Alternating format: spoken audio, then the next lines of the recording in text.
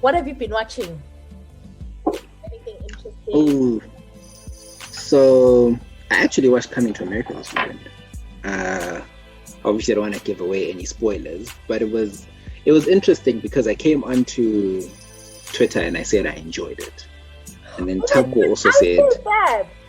I was like, guys, I genuinely enjoyed it, and I felt bad because kind of before I watched it, everyone had been on this, the accents, oh, I didn't like it, oh, the type of comedy is problematic, oh, it's this, oh, it's that. And I came on, my cousin had literally just tweeted, he's 25 minutes in and he's annoyed. And then I came in afterwards, I'm like, guys, that was funny, I liked it. And Tabo said the exact same thing, like, dude, I enjoyed this thing. Also, because Nomzam was there, Nomzam was like my ultimate crush, like I'd burn my house if she asked me to. But anyways,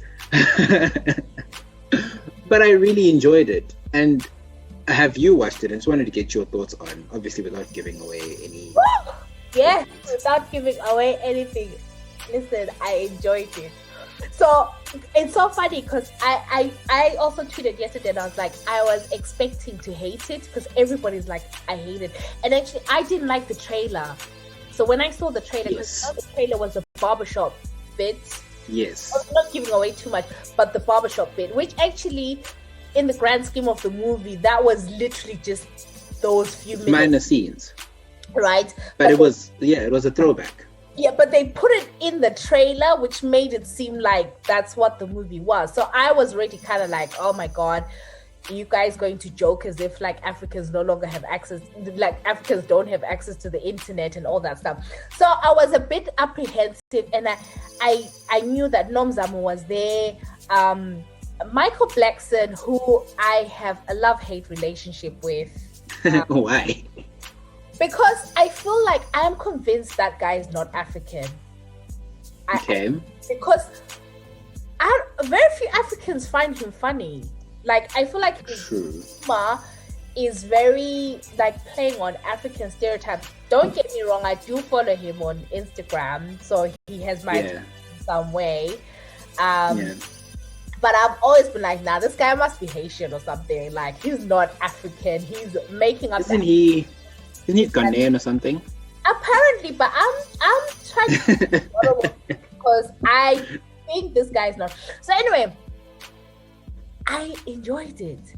And what I tweeted after, I was like, listen, if you take away everything and just take it for what it is, a comedy, it's funny. Exactly. And I feel like this is Coming to America too, right? 30 years after. I don't think it would have been true to Coming to America, the original, if Coming to America now had now been so deep. And I think it's going to your guys' episode where it was now going to be a lot of unpacking and I think it's problematic. And a lot of weaponizing and a lot of triggers and a lot of this new language that we now have, which isn't wrong, but it just wouldn't have been true to the original. Because if you look at the original and you watch it now with our woke lens, so many problematic things. The first one, like I said to someone that probably the second one, the story in the second one probably has a bit more depth than the first one. The first one is boy goes to America to find the love of his life. Yeah. Finds a girl, falls in love. There's traction from the family. They go on to live happily ever after, with a couple of funny bits in between. It wasn't anything, it wasn't a hectic. Like, we won't write Coming to America now and say, even in 1987, that was the greatest movie I've ever watched. No, but it was funny. It was enjoyable. Yeah. And I think now, and I agree with what you say, Uti, there was a lot of negativity online.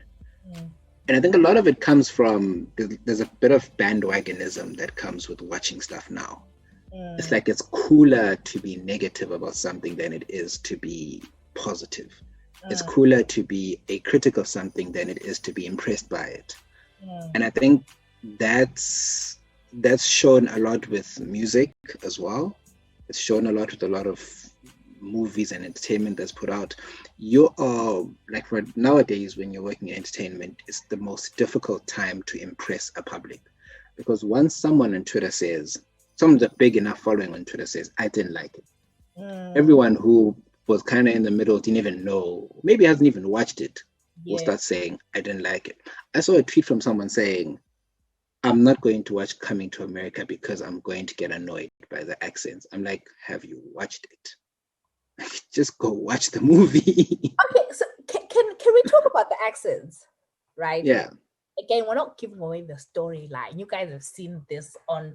So with the accents, right? I'm in kind of two minds. First of all, I don't feel strongly about it, right?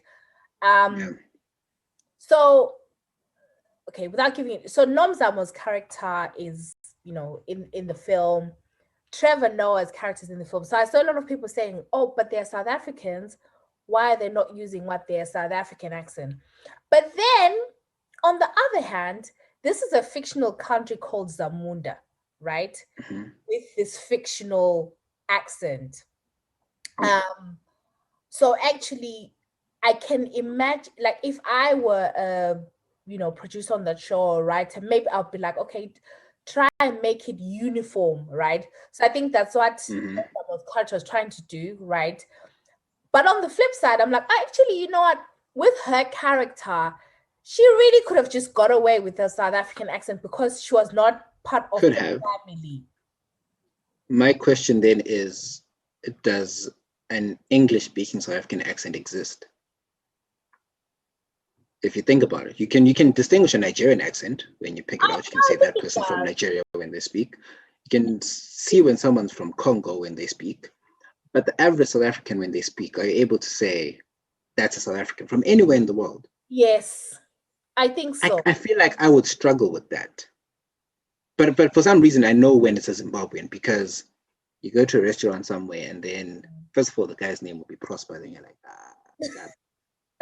and then and then you'll say something, or he'll pronounce the word bottom, like bottom, and you're like, where are you from? Must we? And you're like, okay, then that's where it clicks. Okay, but I wasn't sure, firstly, if South African accents are that distinctive, in the sense that we can ride off it and make a movie in the same way with a Nigerian accent or a Jamaican accent. I think so. If you look at what is it? How to Destroy Christmas? What's that film? It was on Netflix. How to Ruin a Christmas Wedding. Yeah. I mean, those are South African accents. But obviously, I'm generalizing because different regions will sound different. But yeah, even like Nomzama's character, there's a part in the movie where they're at a church, and then she's like, Amen. Like, I was like, that was maybe treated like, oh, she sounds South African. So I do I can hear it, but maybe being Zimbabwean, because a lot of people sometimes who are not close to us will hear Zimbabwean South African and be like, oh, okay. Especially like, you guys who went to these CBC schools and stuff like that. You all have like the South African kind of twangish. It's a twang, I think. But would you say it's an accent? I don't know. It's a distinct sound that you can hear. So I think Nomzamo, I've seen in her interviews, and again, I know she now lives in America, so I don't know if she now also has like an Americanish, but you can tell she was trying to mirror like Eddie Murphy, everyone else in the movie, accent, and the same with Trevor Noah, but yeah, people, and that's an interesting one, because when Eddie Murphy did the first one, his character was consistent with, like, the second one, his character is consistent with what he put out in the first one, in terms of the accent, that is. Yeah. He speaks in the same way throughout. I think it's not a hill to die on and say you're upset about it. I feel like I'm disrespected. I personally don't. It's similar to when Black Panther came out and they were trying their best to mirror an African accent. Now, to everyone else in the world, Americans, Europeans, Australians, when they watch the movie, to them it's like, oh, that's really cool. Not that Africans speak like that, but for a fictional country that's in Africa, maybe that's how the fictional country would speak. Who knows? Ultimately, I think we shouldn't get so butthurt over little things like that. I mean, it's just entertainment at the end of the day. Watch to enjoy, and if you watch to enjoy, you will enjoy it. If you watch to criticize, everything in the movie will piss you off. Yeah, no, I completely. This is why I like Senna. Hey, we are on the same page. No, I completely agree. Like, don't go there like with a woke mind. Oh God, and I hate the fact that woke has now become a bad thing. Like, okay, right? Because it's